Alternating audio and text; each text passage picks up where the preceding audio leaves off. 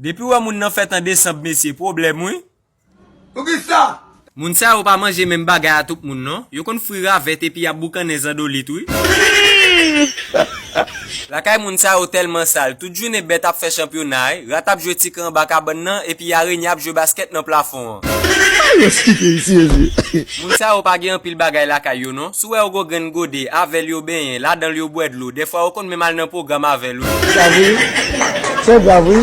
Même pour yo pas gen la kay yo, non? Si ou la kay yo clairé, ou mettre kon son lumière machine, oui? Ou bien son gros côté klek passé dans ciel là, la pluie a tomber. Moun qui fait nan mois décembre pas kon vive à moun non. Te gen moun qui te habité dans 22 chambres kay pour compte li oui. Li font nuit chaque net dans lever la dormi dans une chambre.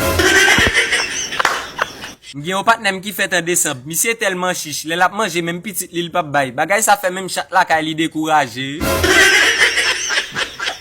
Moun sa yo se fresco yo kon kebe nan men oui. Si ou ta manke wè yon a kon bouteille babankou 5 étoiles nan men, ou met kon son bon kok vo l'acheter lui.